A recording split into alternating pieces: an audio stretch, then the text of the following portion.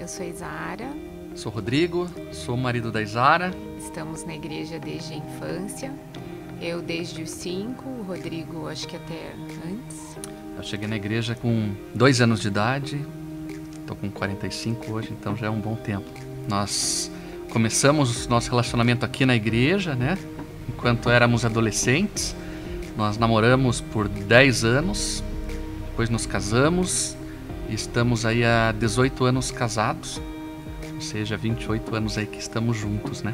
E a gente tem 2 filhas, a Beatriz mais velha, com 11 anos, e a Heloísa mais nova, com 9, quase 10. E essa é a nossa família.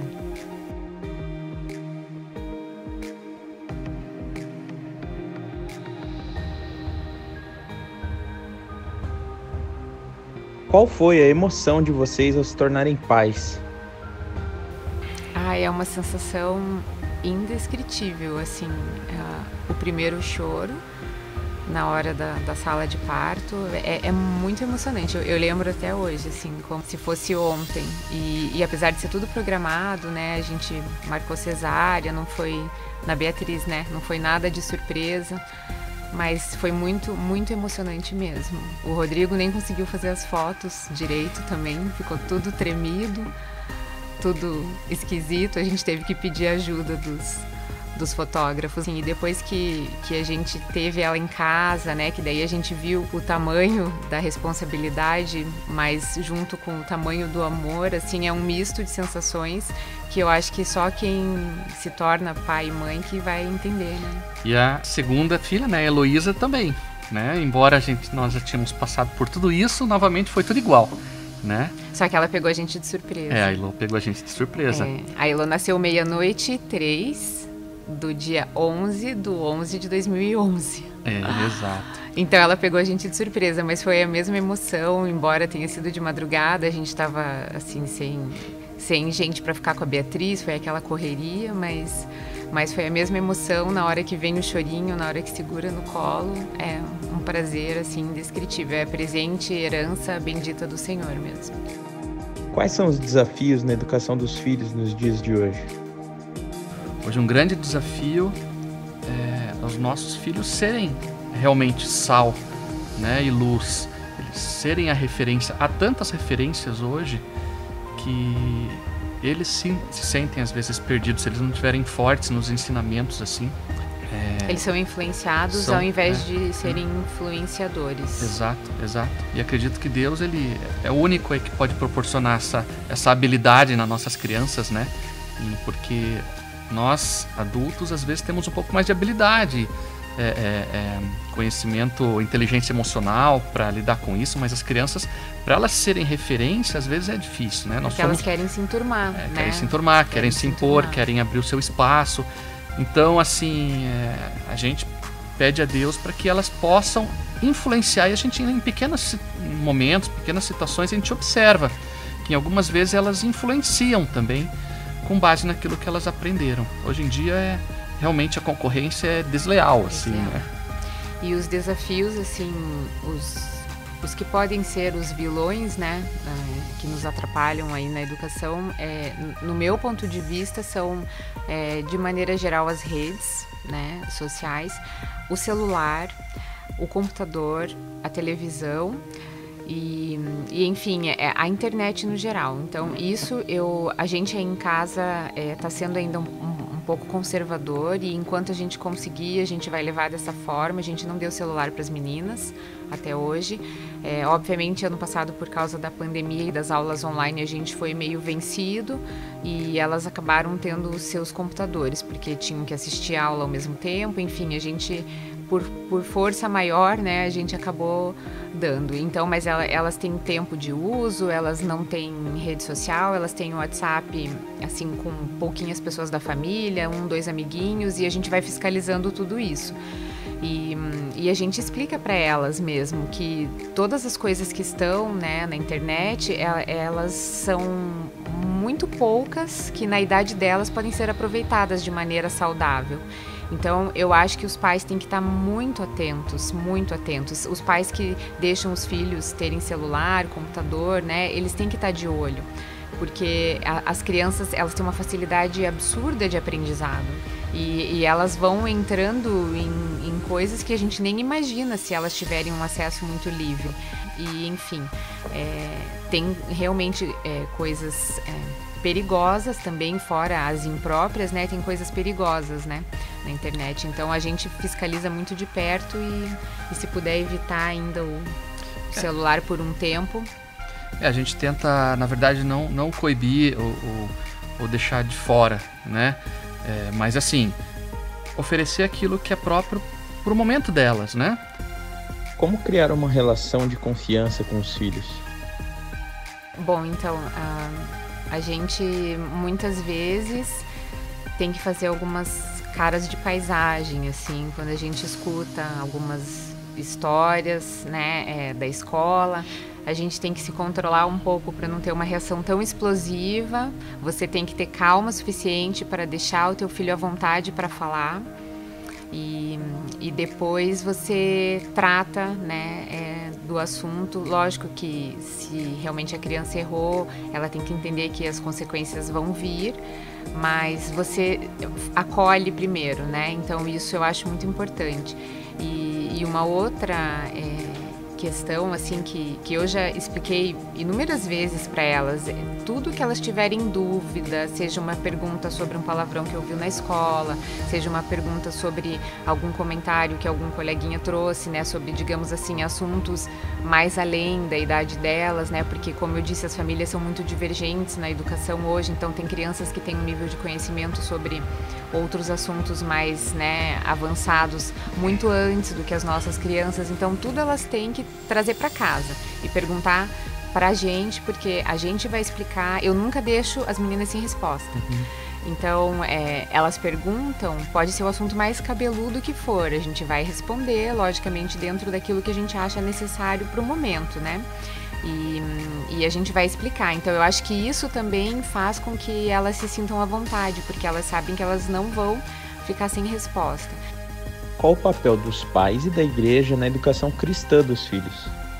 A gente entende que o papel dos pais é primordial, né?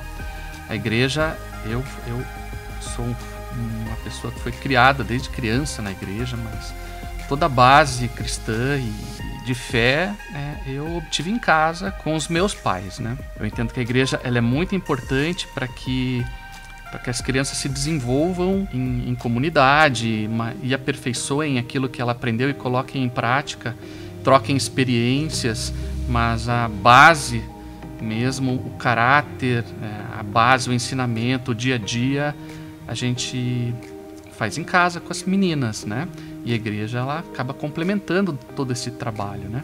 Hoje com a minha essa mentalidade eu não tinha quando era criança, mas hoje eu sei que o meu papel como cristão de servir, a igreja é um ambiente muito propício para isso e as crianças elas aprendem com isso também, né? De repente a gente observa que as crianças estão se envolvendo, estão cantando, estão ajudando nos ministérios, então elas acabam se integrando e aprendendo como servir e aprendendo aqui elas acabam levando isso também para fora da igreja, né? E trazendo pessoas através do exemplo para a igreja, né?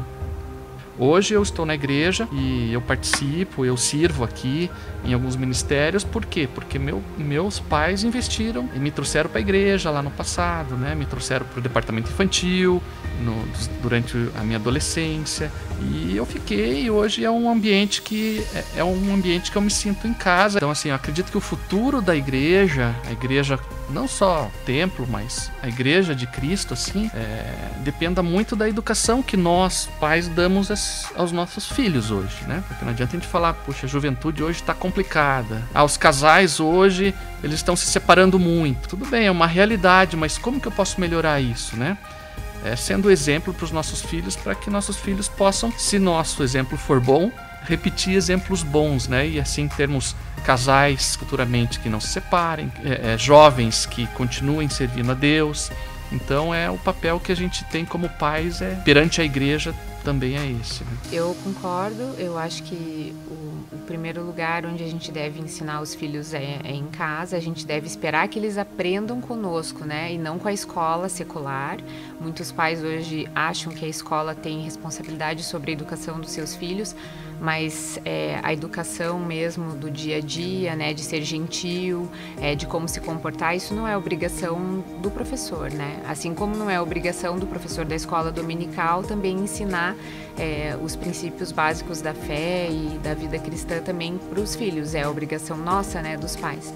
E, então por isso que eu digo que a gente tem que ser intencional, porque é algo do dia a dia, é repetitivo. Tem horas que você pensa assim que nunca vai entrar, né, aquela informação na cabeça. Daí, de repente, você tem uma situação assim que confirma que o teu filho aprendeu aquilo, né? Pode demorar um pouco, então fica aqui a mensagem para os pais não desanimarem caso tenham filhos mais peraltas, mas vai funcionar, né? A Bíblia é clara também em relação a isso, né? Que a gente criando as crianças no caminho que elas devem andar, elas não vão se desviar mesmo na velhice, né? Que dica vocês dariam para incentivar os filhos a amar a Deus? Uma dica que eu daria é ter como exemplo maior o próprio Jesus, né? E não os pais, embora a gente queira que elas repliquem aquilo que a gente faz, a gente ensina, mas muitas vezes a gente vai errar e elas tendo foco em Jesus, até mesmo elas vão chegar pra gente, olha, Jesus não faria isso, você tá fazendo. A Heloísa já me falou isso. Então esse daí é o maior ensinamento que eu vejo que a gente pode passar, né? Porque mesmo quando nós errarmos, elas vão saber que Jesus não erraria daquela forma, né? A dica, eu acho que é o exemplo, né? Eles têm que ver em nós o prazer de estar na casa do Senhor, o prazer de louvar, o prazer de ter contato com a palavra e a nossa entrega diária, né, das questões da vida para Deus, o nosso desprendimento também em falar de Deus ou ajudar alguma pessoa que, né, esteja aflita, necessitada. Então, eu acho que é o exemplo, assim, muito mais do que a palavra, né? É a gente agir dessa maneira. Lógico que a Bíblia diz que a gente tem que adormecer com a palavra, acordar com a palavra, sentar, levantar, falar sobre a palavra no caminho, nas refeições, em todo momento. E a gente tem que realmente inculcar na criança, né? Então isso é pela insistência, é pela repetição. Criança aprende assim, né? Mas o exemplo fala mais alto ainda do que isso. E o exemplo tem que ser intencional. E então daí, a partir do momento que você tem filhos em casa, você tem que tomar mais cuidado, né? Embora muitas vezes a gente não consiga, né, assim, controlar a tal ponto o ambiente, mas você tem que tomar muito mais cuidado com as tuas atitudes e as tuas palavras e o jeito que você trata o cônjuge e o jeito que você trata com as pessoas de fora, porque eles estão te olhando o tempo inteiro, né? E eles imitam as nossas palavras, as nossas expressões características.